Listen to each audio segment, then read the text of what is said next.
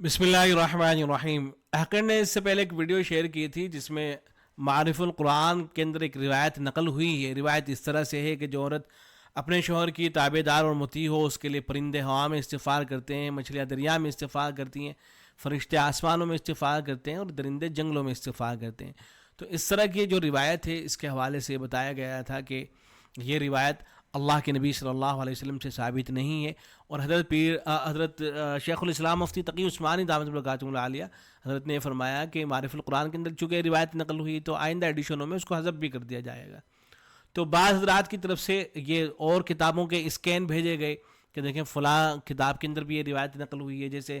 حضرت مولانا محمد یونس صاحب پالنپوری دامت برکاتہ العالیہ حضرت کی کتاب ہے بکھرے موتی، اس کی پہلی جلد ہے، صفحہ نمبر 29 ہے، وہاں بھی یہ روایت نقل ہوئی معارف القرآن ہی کے حوالے سے حضرت نے تو اس کو نقل کیا ہے۔ ایسے ہی حضرت پیر ذوالفقار نقشبندی رحمۃ اللہ علیہ حضرت کا ایک بیان تھا جس کا عنوان تھا گھر جنت کیسے بنے، تو اس کے صفحہ نمبر 40 پر یہ روایت نقل ہوئی ہے کہ اللہ کے پیارے حبیب صلی اللہ علیہ وسلم نے ارشاد فرمایا یستغفر للمرأة المطیعة لزوجها الطیر فی الہواء والحیتان فی الماء والملائکۃ فی السماء والشمس والقمر ما دامت فی رضا زوجها۔ تو عربی عبارت بھی حضرت نے دے رکھی ہے۔ تو دو باتیں معلوم کی گئی ہیں، ایک تو یہ کہ یہ جو بڑے حضرات ہیں ہمارے ظاہر حضرت پیر ذوالفقار نقشبندی رحمۃ اللہ علیہ یا حضرت مولانا یونس صاحب، ان حضرات کے یہاں اس طرح کی روایتیں وہ کس طرح سے آ جاتی ہیں، اور حضرات کے ہم دیکھتے ہیں کہ بعض بیانات کے اندر یا کتابوں کے اندر موضوع روایتیں نقل ہو جاتی ہیں، تو ایسا کیوں ہوتا ہے؟ ایک بات تو یہ معلوم کی گئی۔ دوسری بات یہ معلوم کی گئی کہ جیسے معارف القرآن کے اندر سے اس کو حذف کر دیا جائے گا، تو کیا حضرت پیر صاحب کی جو کتاب ہے اس سے بھی جو ہے اس کو حذف کر دیا جائے گا؟ تو دیکھیں جواب میں عرض ہے، پہلی بات تو یہ جانے کہ کوئی بھی شخص اپنی طرف سے بنا کر کے کوئی روایت اللہ کے نبی صلی اللہ علیہ وسلم کی طرف منسوب نہیں کرتا ہے، چاہے کوئی ادنا سا ادنا عالم دین کیوں نہ ہو۔ اگر کوئی شخص ایسا کر رہا ہے تو ایسے شخص کو کذاب کہا جاتا ہے، جھوٹا کہا جاتا ہے، اس کو جو ہے محدثین جھوٹا لکھتے ہیں، اس کی باتیں سننے کو منع کرتے ہیں۔ تو اگر کوئی آدمی بنا کر کے کوئی روایت اللہ کے نبی صلی اللہ علیہ وسلم کی طرف منسوب کرتا ہے اور پھر آپ صلی اللہ علیہ وسلم کے نام سے اس کو بیان کرتا ہے، تو یہ کبیرہ گناہوں میں سے ہے، اور بہت شدید وعیدیں آئی ہیں ایسے شخص کے بارے میں۔ تو اس کی بالکل اجازت نہیں ہے۔ تو کوئی چاہے وہ کتنا ہی اتنے درجے کا شخص ہو ایسا نہیں کر سکتا ہے۔ جو لوگ کیا کرتے تھے ماضی میں وہ ان کو کذاب اور جھوٹا لکھا گیا ہے کتابوں کے اندر۔ باقی یہ جو ہمارے یہاں جو اکابر ہیں، شیوخ ہیں، ان کی کتابوں میں اس طرح کی روایتیں بعض مرتبہ نقل ہو جاتی ہیں، تو یہ ایسا نہیں ہوتا ہے کہ وہ نعوذ باللہ اپنی طرف سے بنا رہے ہوں یا یہ کہ بغیر تحقیق کے وہ بات کو نقل کر رہے ہوں، ایسا نہیں ہوتا ہے، بلکہ عام طور سے ایسا ہوتا ہے کہ وہ اپنے سے پہلے جو بڑے اشخاص ہیں، جو بڑے معتبر شخصیات کہلاتی ہیں، ان کی کتابیں دیکھتے ہیں، ان کی کتابوں کے اندر چونکہ اس طرح کی روایتیں نقل ہوئی ہوتی ہیں تو ان پر اعتماد کرتے ہوئے اس روایت کو نقل کر دیا جاتا ہے۔ جیسے یہی روایت ہے تو یہ دیکھیں نا کہ علامہ ذہبی رحمۃ اللہ علیہ کی جو مشہور و معروف کتاب ہے الکبائر، اس کے اندر یہ روایت نقل ہوئی ہے۔ ہاں بس اتنی بات ہے کہ بغیر سند کی نقل ہوئی ہے، لیکن علامہ ذہبی رحمۃ اللہ علیہ تو بہت بڑی شخصیت ہیں، بہت بڑے محدث ہیں، بہت بڑے محقق ہیں، تو اتنے محقق عالم دین اس روایت کو نقل کر رہے ہیں، تو اب ظاہر ہے آدمی دیکھے گا کہ بھئی اتنی بڑی شخصیت نے اس روایت کو نقل کر رکھا ہے تو اعتماد کرتے ہوئے آگے بیان کر دے گا۔ تو علامہ ذہبی رحمۃ اللہ علیہ ہیں، ایسے ہی علامہ ہیثمی ہیں، اور بہت سے اشخاص ہیں جنہوں نے اس روایت کو جو ہے نقل کیا ہے۔ تو اب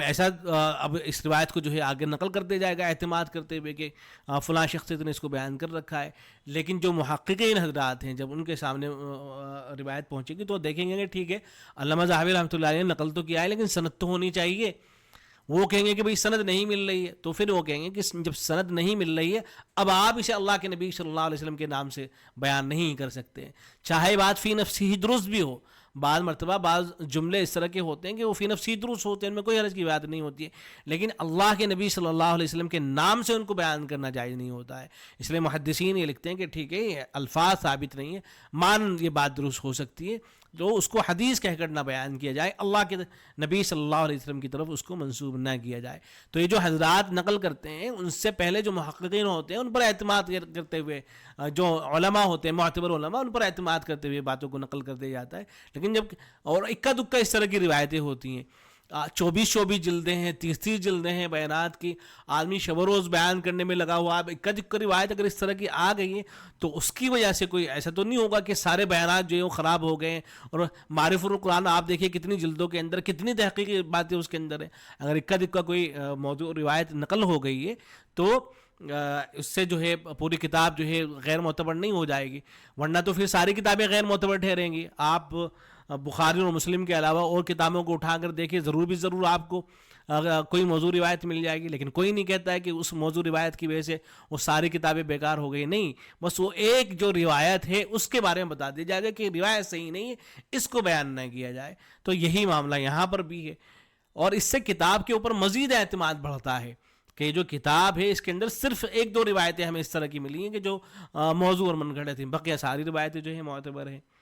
ایک بات تو یہ ہو گئی۔ دوسری بات یہ کہ کیا یہ حضرات بھی اب اس روایت کو اپنے یہاں سے نکلوا دیں گے؟ تو اس کا جواب یہ ہے، دیکھیں حضرت پیر ذوالفقار نقشبندی رحمۃ اللہ علیہ کی جو کتابیں ہیں، چاہے وہ بیانات کا مجموعہ یا جو اور کتابیں ہیں، تو ان پر حضرت کی زندگی میں بھی کام ہوا تھا، اور حضرت مفتی شعیب اللہ خان صاحب دامت برکاتہم العالیہ حضرت کی زیر نگرانی کام ہوا، اور یہ کام کیا تھا حضرت مولانا محمد یاسین خان صاحب قاسمی دامت برکاتہم العالیہ نے۔ چنانچہ ان کی مشہور کتاب ہے مروجہ موضوع احادیث کا علمی جائزہ۔ اس کتاب کے اندر انہوں نے ایسی روایتیں کہ جو حضرت پیر صاحب کے بیانات کے اندر آ گئی ہیں، ان میں سے جو موضوع اور من گھڑت ہیں ان کی وضاحت بھی کی ہے۔ ایسے ہی مولانا طارق جمیل صاحب کے بیانات کے اندر جو بعض روایتیں اس طرح کی آ گئی ہیں ان کی وضاحت کی ہے۔ تبلیغ جماعت کے اندر جو بعض اس طرح کی روایتیں مشہور ہو گئی ہیں ان کے بارے میں بتایا کہ بھئی یہ روایت فلاں فلاں موضوع اور من گھڑت ہے، اس کو بیان نہیں کرنا چاہیے۔ تو اس کتاب کو جو ہے دیکھا جائے، مطالعہ کیا جائے، بڑی شاندار کتاب ہے۔ تو حضرت مولانا یاسین خان صاحب انہوں نے یہ اطلاع دی کہ مزید کام ہو رہا ہے، ایک کام تو یہ ہو گیا تھا، اس کے ساتھ مزید کام ہو رہا ہے۔ حضرت کوئی